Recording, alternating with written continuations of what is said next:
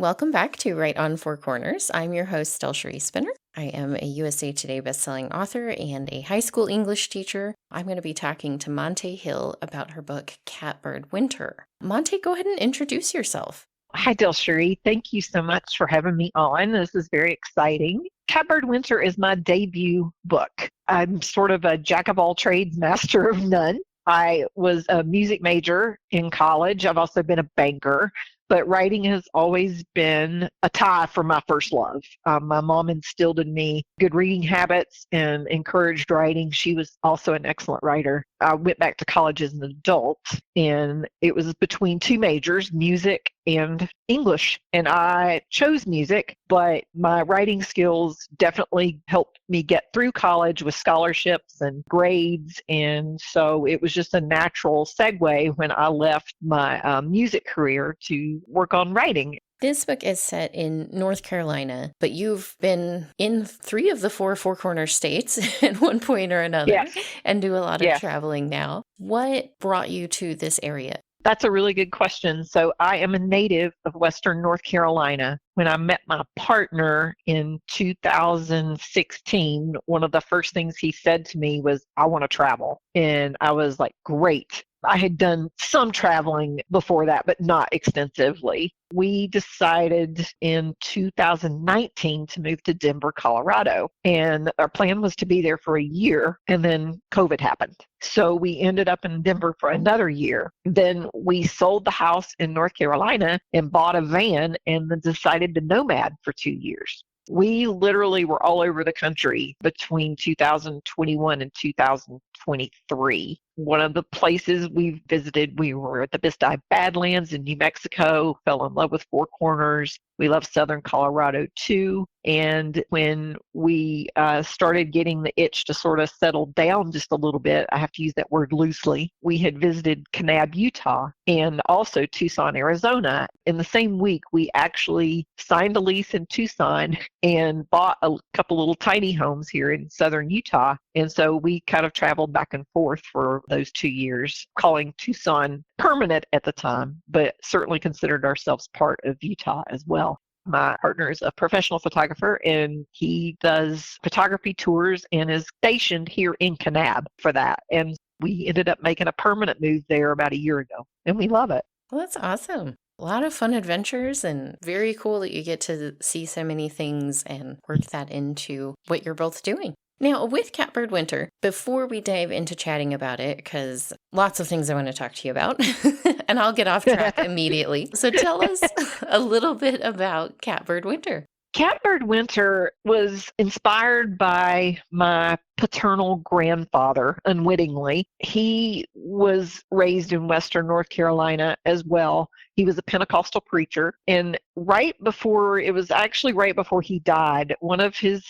children strongly encouraged him to just sit and tell his stories. And this was back in the day when you had cassette recorders and not iPhones. So he sat down with a tape recorder and he just started talking. And he went for hours. And there was stories after story after story of his childhood and his grandfather and his great-grandfather. And these stories were just rich with cultural references. And my mom, I had not listened. All the children got a tape. And so my mom encouraged me to listen to it. And it was years later I finally did. And I sat and transcribed it. And there were so many things in there I could have written about. And the thing that struck me most, however, was the story in Western North Carolina of the Great Flood of 1916. And I decided that was going to be where my story was going to head. And I just started creating a fictional story around that.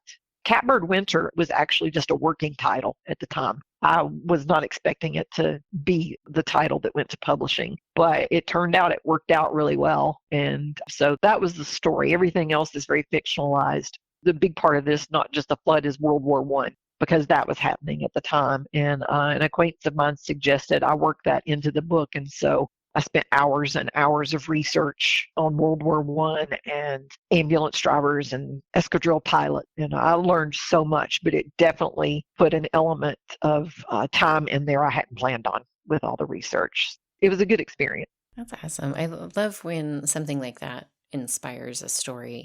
My grandparents have all passed at this point, but my grandpa on my dad's side loved to tell stories, and he had so many. And I started kind of helping him record those and collecting some of his stuff, and we got like some of them down. And it was just really fascinating to hear all of the crazy things that he had lived through and the experiences that he'd had throughout his life that connected to these major events in the area and in history. And it was really interesting to hear him talk and realize, I guess, how much the world has changed in some ways, Yeah, that like we get so isolated in our day-to-day lives, and there's so much going on around us that we don't get involved in. Like we see it on our phones or we hear about it, but right. yeah, it was just interesting to hear my grandpa, like him. He was in Colorado most of his life, and being a part of getting the March of Dimes started in that area and that Oh, branch wow. of the Special Olympics. And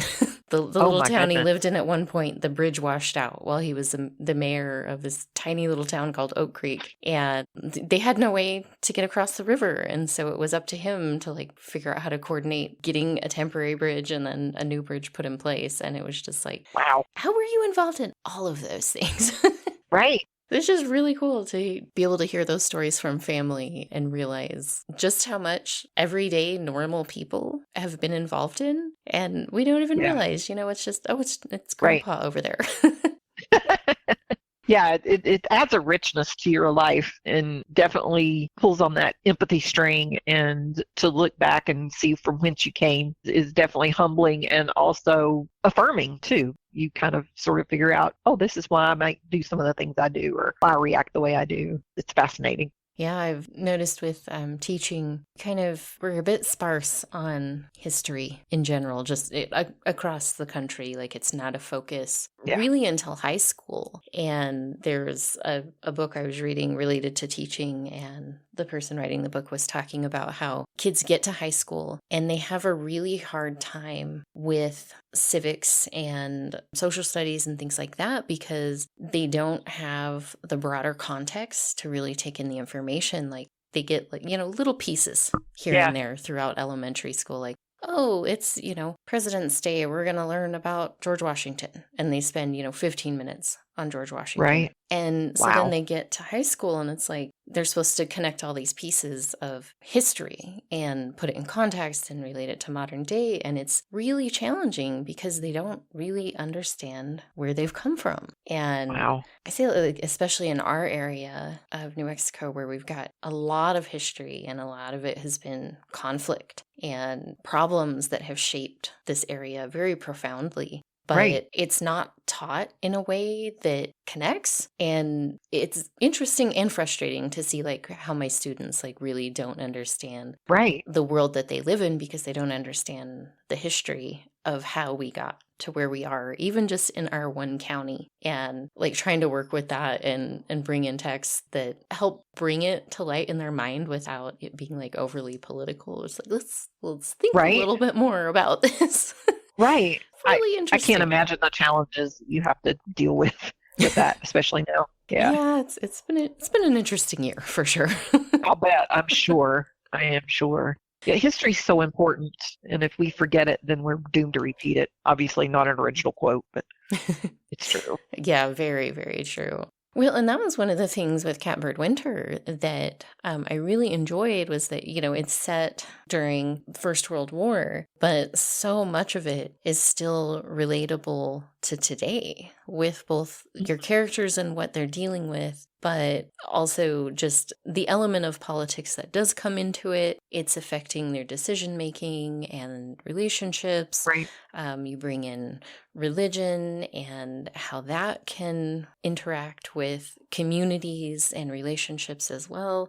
There was just a lot in the story that I was, listening to and still being like, these are still things that we deal with today. And so I Right. wanted to ask you, as far as like developing the story and having that historical inspiration, was it like a focus to make sure that that's relatable to today? Or just as you were writing, you can't really help but have it be relatable to today? Right? That's a really good question. And the answer to that is it was not intentional. I just simply wrote from once I started doing the research for Trevor, who becomes an unwitting hero in the book. As I started doing that research and learning about pilots and planes, and the escadrille pulled a lot of their men from the ambulance driver ranks. And of course, then it's World War One, so I could not remember. World War II was more the historical focus when I had history in high school. So I had to go back and relearn and learn for the first time about World War One and go, oh, well, why did that even start? Oh, there was an assassination. And then, so why did we care? Why did we get involved? And like you said, I've been thinking a lot about how relatable it is to today. And so, no, it was not intentional. But I guess writing from a perspective of being trying to empathetic and just learning and trying to take those facts and make them into dialogue and story that was a personal story that I took from many stories. Actually, a book I read called Gentlemen Volunteers by Arlen Hansen, who is deceased now. But that book was invaluable. There were so many stories in that book about individual ambulance drivers and what they had to go through on a daily basis, which led me to reading another book called Not So Quiet on the Western Front, which was about women ambulance drivers and just how women played a role in the war. And it just became relatable as a matter of chance. I didn't set out to do that by any means, so happy accident. Well, it came together really well because there was definitely a lot while I was reading that it was like, oh, yeah, that's Yeah, happening today again. And exactly, again, right? we don't learn as Yeah, humans, it would seem. right. Exactly. You go in and assassinate or, kidnap a leader of another country and people are going to fight back. So Mhm. it was, I've definitely been thinking about that a lot lately.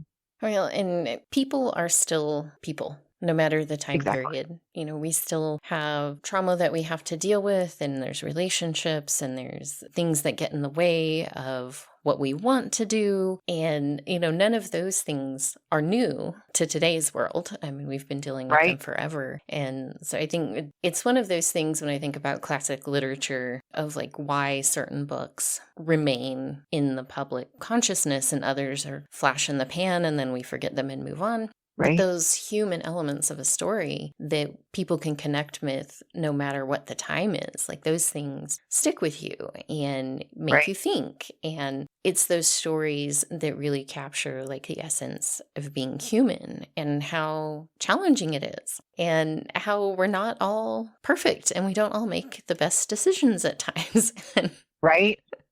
I thought Right. that that was something that you did really well, especially with Annie's character, because like there's aspects of Annie's character. She's growing up with this abusive, controlling, and manipulative, awful father. And so you get where she's coming from and why she makes some of the decisions she does and the flaws that have developed over time. Um, Right. but she's also this character that you're like, you know, she's Exactly.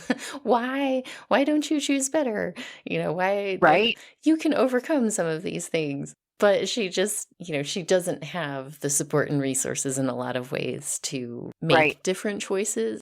So she's a really complex character that at times I'm like, I get it. And other times, like she's hard to like in those moments She where is. you're like, no, don't do that. That's terrible. Exactly. And fun fact, in the beta read, she was even less likable. I had to work on that a bit. And I knew that when I sent it to my editor. I just kind of wanted to see his thoughts, and his thoughts were mine as well. And I remember hearing a story about Hannibal Lecter and the Silence of the Lambs. And one of the things was Hannibal had to somehow, you had to have some empathy for him and to create empathy for, and not that Annie is that level. I wouldn't call her an antagonist per se, but she's not that level. But you have to make people that aren't necessarily likable at least relatable, and that you can at least create some empathy and see where they're coming from, or otherwise you've lost your reader. And so that was probably my biggest challenge with her. And it was interesting because she was really going to be more of the focus in the book. And of course, then Trevor played a larger role than I expected in the story, because as you know, your characters don't necessarily let you do what you think you're going to do with them. But yeah, that was probably one of the bigger challenges in the book, was making sure that you could at least relate to her. If you didn't agree with her, you could at least understand why she did what she did.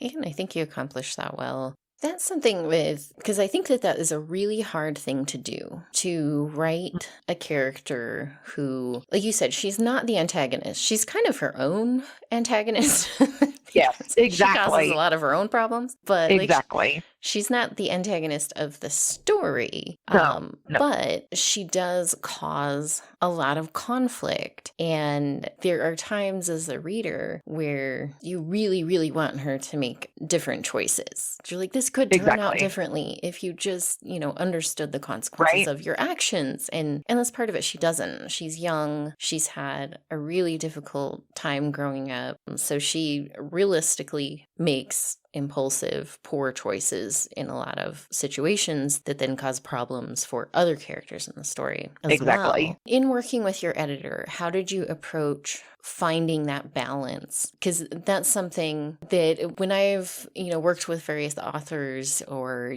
been a beta reader, things like that, it can be really hard to pinpoint what needs to change when you're trying to find that balance and like where the limits are. And sometimes that depends on the genre, how much you can push in one direction or the other. But I Right. was interested to know what that process was like of trying to find that balance because it's not easy to achieve. And I've seen that struggle with other writers where it's either side, like a character is too good that they're almost Right. unlikable and unrelatable. And then other Right. characters, you're just like, I can't stand them and I hope they die. So Right. where's the middle ground there? That's funny and it's extremely accurate. Duncan Merrill is my developmental editor and he is amazing. Very supportive, but also brutally honest. And when he came back with his evaluation, it was pretty much what you suspected. And I went back and I had been working on this book for a very long time. And I knew there were going to be things I had to cut. And I told him I wasn't married to any of it. Well, it turns out I was. I went back and I started backing off of some of the harder things in the Annie's whole, like you said, the way she approaches life and just makes not the best decisions. And she's impulsive and she's fiery and she's smart, but she can't express that with her family dynamic. And I just sort of went back and just took it literally, start at the beginning and page by page, look at what she was saying, what she was doing, and go, would that really have been realistic? And then just putting myself in her shoes and going, under the circumstances, how could I make this a different decision or soften it? It was really just a step-by-step way of going through there. And of course, by the time I gave him my manuscript and by the time it came back, I had some space. So I had been able to step back from it. And then when I got it with his notes, I was able to work through that probably a little easier than if I had just finished the manuscript and 2 days later went back and tried to fix it. I got some great insight from Duncan, and I was really happy with the way it turned out. There was a lot of rewriting for sure. The order of the book was different. Kevin actually came up with this idea of the prologue and breaking it up into the different winters that we have in Western North Carolina. It's kind of a convoluted answer to your question, but the process was literally just taking it page by page and chapter by chapter and not micromanaging it per se, but just massaging it and trying to figure out what could make her more empathetic. I mean, not her more empathetic, but making the reader more empathetic towards her. And even Trevor didn't make great decisions either all the time. And just to make that honest, like you said, I have an extremely difficult time for characters that are these perfect, angelic, infallible people. That's not realistic. So I definitely relate more to darkness than I do than the light, not in a bad way. I'm just realistic. And so it was just trying to find those balances, not just between in them individually, but between the dynamic of the two of them, because they come from very disparate backgrounds. And how would an affluent, well-educated man of kind of a Renaissance guy man come into this very impoverished area, and he meets this girl and they're sort of not forced together per se, but they're sort of thrust together and they form this, there's some chemistry and there's a little bit of a relationship there. And how does that work? What does that look like? It was definitely not easy. It's a challenge. It is. And they were challenging people. So the story was challenging. And just trying to keep that. There were lots of characters I cut out. Some I really liked, some I didn't. But I needed to keep that simple too, because that's the other thing I don't like as a reader is getting into so many characters that I can't remember who's doing what. felt like I did a pretty good job of keeping enough characters in there to be interesting, and the ones that were there were useful, but eliminating anything extraneous that was just going to cause confusion. What you're mentioning making me think about like the editing process. And I'm going back through some of my books because when I got married last year, I decided I was going to republish my books under my married name. And because I'd taken a break from writing and Okay. a lot of life stuff had changed. And when I was trying to go back to old projects, I was like, oh, this just isn't working. Like I had been through a lot. And so I had changed a lot. And my writing, I was Right. finding, had also changed a lot. And so I've kind of started that process of going back through because I was like, oh, well, I should do another pass through, clean things up, make sure things are where I want, because I was getting that sense that how I had been writing before wasn't really reflective of how I wanted to present myself in my writing now. So it's been really interesting to go back through some of my books with specific things in mind for editing. And for me, like I like to have some element of romance in all of my stuff. I write across a couple different genres, but because of some of the stuff that I had been through, I was realizing like my view of relationships and what's Right. good and tolerable and healthy and all of that had shifted. And so I was looking for those things specifically, as well as, just general cleanup and things. Some of my editors with publishers in the past had not been amazing. So I was like, yeah, there's probably still some stuff that could be Right. improved upon. But it's been interesting because going back with that specific intention in mind of I need to reevaluate the relationships and how I'm portraying these characters. And it's been fascinating because like my memory of those characters and how I wrote them is not how they are. Interesting. I was like, oh, I thought this Yeah. character was like, really great. And he's supposed to be, the charming hero. And then I'm like, ooh, like he's really kind of coming off as like bossy and demanding and a little Interesting. controlling, which, is kind of reflective of where I was at in that point in my life. Yeah. And so it's really like helped me focus in on what do I specifically need to look for with editing. And it sounds like you had to go through that process too with finding the balance with their relatability and likability and then how that comes together within the story. Because the arc of the story, like once you have that nailed down and you've kind of worked through any story problems, that's kind of a different round of editing all by itself. And then coming back in to focus on the characters specifically. I felt like you had the characters like Effie who kind of helped bridge some of those gaps between Trevor and Annie and I love her. Giving a different perspective outside of the two of them. I thought really helped with that balance and just what an interesting process it is to go through and look at like specific things with your editing. Someone I was talking with recently was talking about reverse editing to deal with story issues that, especially if you're like a pantser discovery writer going back and being like, what the heck was even happening in this section? Right. There's no purpose to that. I should probably cut it out. Right. Exactly. But it's like, it seems like sometimes that editing, it's not just like you go back and edit for everything at once. No. Like it's this multi-stage process with different focuses. And it really has an interesting impact on the story when you approach it that way.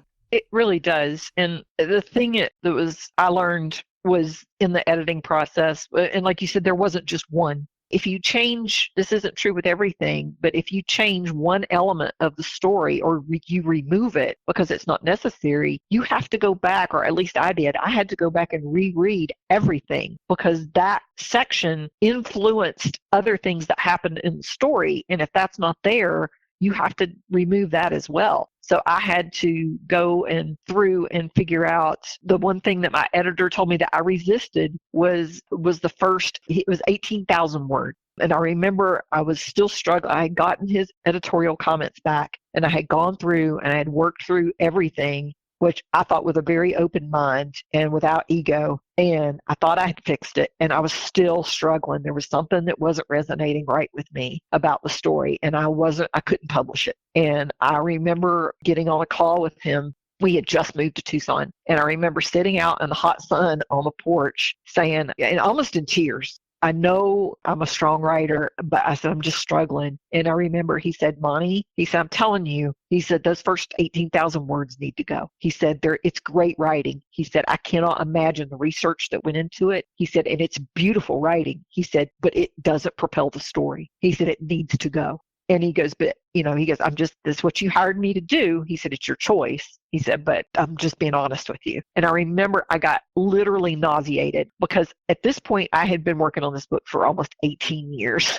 And I knew I was so close. I couldn't deny he was right. And I just remember, I'm just going to eat this elephant one bite at a time. And I went back in the kitchen thinking I would just take out those words. And because I knew I was going to have to go back through the whole book to see if any of those parts of those first 18,000 words were going to be a problem with the plot. And I just remember thinking, I can't do this. And the next thing I know, I got 50,000 words cut and the book became what it is now. So it is an odd process. And everybody goes, what's your process? What's your process? And I'm like, it changes. There's, I'm not at the point where I'm a formula writer. So I don't have a hardcore process. I have certain things about my personality that are always going to be a part of my writing. But the process of a book, for me right now at least, varies from story to story. Oh, absolutely. Yeah, I don't think I've ever gone through the exact same writing process with any of my books. And that's, I have 34 books. That's comforting. Sometimes I feel like this failure when somebody's like, what's your process? And I'm like, well, it just depends. Yeah. And I've learned there's value to that. And not every writer is the same. And that's good. That's not a bad thing. That's what makes books different and interesting. So I learned a lot about myself in that process. Yeah. Yeah. Working with an editor is a super important, but also really challenging and sometimes painful learning process, but a good one to go through. Exactly. I feel that pain of having to scrap that many words. I had started on a project and I think I was about 27,000 words into it and I was getting stuck and it wasn't working. And I was kind of chatting it over with my husband and he was just like, the two elements of the story were not working. And it was like, it's two separate stories. Why are they being like forced together? And I was like, oh, yep. I had to think about that for a while because I was like, oh, I'm already 26,000 words into it. But yeah, when I thought about it, it was like, yeah, the reason this isn't working is because these two storylines don't go together at all. And they're not going to. Exactly. So but it is hard. It's a piece of yourself that's invested. So you're not just cutting words, you're literally cutting out a part of you. And I guess my thing with those words I had to cut wasn't so much the story itself. I was just done. I was exhausted. And just to find that inner strength in yourself to go, I can do hard things and go back and fix that. And then to have it tighten up the way it did, it was like, oh, I didn't just cut out 18,000 words. I cut out 50,000 words. And then Kevin is a really good line editor. He was actually missing some of those stories that were in those words I cut.